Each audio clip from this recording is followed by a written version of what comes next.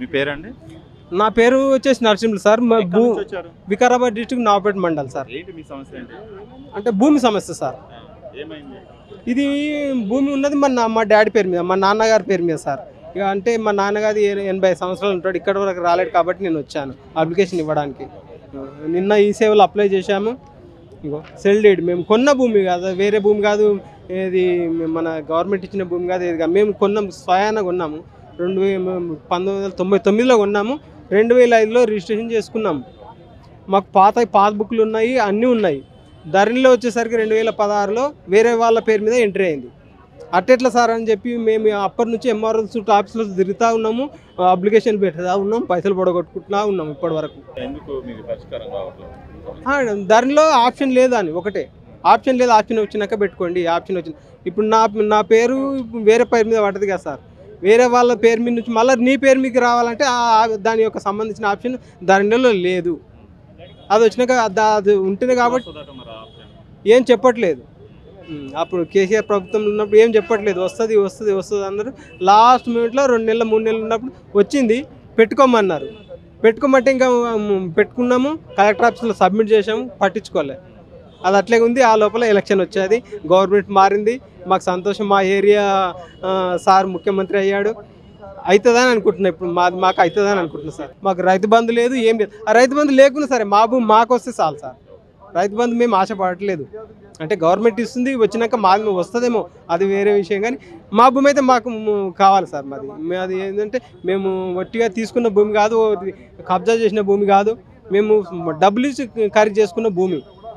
అది ఏం సార్ అంటే ధరణి ఎంట్రీ చేసేటప్పుడు మా ఆపరేటర్ తప్పని వాళ్ళే ఒప్పుకున్నారు, డిపార్ట్మెంట్ వాళ్ళు, రెవెన్యూ డిపార్ట్మెంట్ వాళ్ళు. మరి మీరే ఒప్పుకున్నారు, మీరే సరి చేయాలి సార్ అని చెప్పి ఎన్నో మాటలు 3 సంవత్సరాల నుంచి అర్జీలు పెట్టుకుంటా ఉన్నాం. కలెక్టర్ ఆఫీస్ అంటే కలెక్టర్ ఆఫీసు, ఎంఆర్ఓ ఆఫీస్ అంటే ఎంఆర్ఓ ఆఫీసు, ఆర్డీఓ ఆఫీస్ అంటే ఆర్డీఓ ఆఫీస్ తిరుగుతూ ఉన్నాం సార్. కానీ పని కాలేదు. దానికి సంబంధించింది ఆప్షన్ రాలేదు. ధరణిలో వచ్చినాక పెట్టుకొని అన్నారు.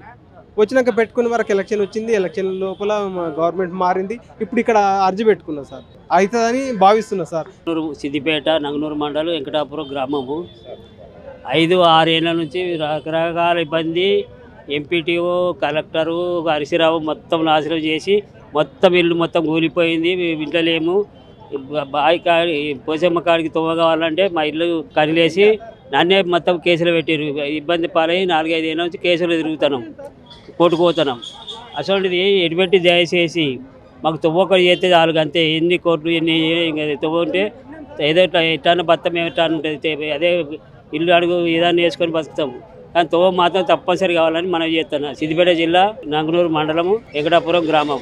అంత ఘోరమైన పరిస్థితి. మా ఏ ఏరియా లేదు, ఏ దేవునికి లేదు, ఏ దేశానికి లేదు. అటువంటి మోసం చేస్తాడు హరీశ్రావు కూడా. వాళ్ళతో కమాండ్ అయ్యి వాళ్ళకు ఈ మన సెక్రటరీకి లంచాలు ఇచ్చుకుంటా వాళ్ళ చేతి కింద తిట్టుకుంటే మొత్తం ఇల్లంతా నాశనం అయిపోయింది, కూలిపోయింది, మొత్తం ఏం లేదు. ఎటువంటి మాకు తొవ్వ కావాలి సార్. ఇది మాత్రం తప్పనిసరిగా నంగనూరు కలెక్టర్ ఆఫీస్కి పోవాలి. దయచేసి దండం పెడతా, పోయి రావాలి. రాజు జగపతి రామకృష్ణరాజు. నేను 2010లో SRPSలో కంప్లైంట్ ఇచ్చాను. ఏమని? 4 వ్యక్తుల మీద. ఎవరు వాళ్ళు? P Ramaraju, P Venkatapathiraju, KVVSS Varmaraju, V Srinivasaraju. ఈ 4 కలిసి నన్ను చంపుతారు, బెదిరిస్తున్నారు, వాళ్ళ దగ్గర పేపర్లు పెట్టి కోర్టుల చుట్టూరు తిప్పుతారు అని రకరకాలుగా వేధిస్తూ ఉంటే SRPSలో కంప్లైంట్ ఇచ్చాను. సొసైటీలో నేను ఒక జెంటిల్మెన్ అండి. నా కుటుంబ పరువు అంతా తీసేశారు వీళ్ళు, జైలుకి పంపించి నన్ను. నేను వీళ్ళ మీద యాక్షన్ నేను అపీల్ చేసుకున్నానండి. కాబట్టి వీళ్ళు లా అండ్ ఆర్డర్ వాళ్ళు ఏ విధమైన చర్య తీసుకుంటలేదు. నా యందు దయ ఉంచి SRPSలో ఉన్న ACP మీద, CA గారి మీద, SI గారి మీద మీరు చర్య తీసుకుని వాళ్ళ final report Nampally court submit చేయమని చెప్పండి. రేపు 17th కోర్టు వాయిదా ఉంది. ఆ కోర్టు వాయిదాకి నేను వెళ్తాను. అది సవ్యంగా జరగకపోతే నేను మీడియా సహాయం తీసుకుంటాను. నేను అన్ని రకాలుగా తీసుకుని న్యాయం కోరుతున్నాను.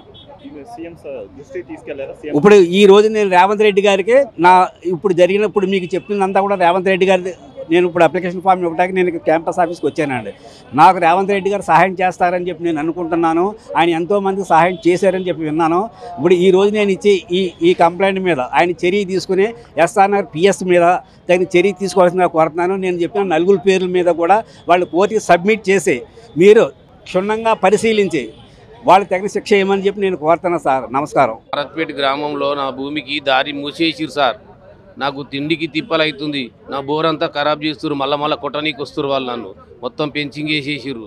నాకు ఎవరు చూస్తలేరు సార్. నేను ఎన్నిసార్లు మండల ఆఫీసులో చెప్పినా వాళ్ళు పట్టించుకోలేరు. ఇప్పుడు అని ఈరోజు అప్లికేషన్ ఇచ్చిన సార్ వచ్చి, నేను నాకు న్యాయం చేస్తారని, సీఎం గారు న్యాయం చేస్తారని వచ్చిన సార్. ఇక్కడ నాకు చాలా ఇబ్బంది ఉంది, తినడానికే ఇబ్బంది ఉంది సార్. నాకైతే చాలా కష్టం ఉంది. నాకు 4 బిడ్డలు, ఒక కొడుకు, భోజనానికి ఖరాబ్ కష్టం ఉంది సార్. చాలా ప్రాబ్లం ఉంది. మళ్ళీ వాళ్ళు పెంచింగ్ వేసేసి 14 సంవత్సరాల నుండి సతాయిస్తారు సార్ నన్ను. వాళ్ళు అమ్మిన భూమి వదులుతలేరు సార్. నన్ను సెంటర్కి వేసేసారు. వాళ్ళు 20 ఎకరాల వాళ్ళు, నేను ఒక్కనే ఉన్నా సార్ మధ్యన. అది న్యాయం చేస్తారని వచ్చిన సార్ ఇక్కడ.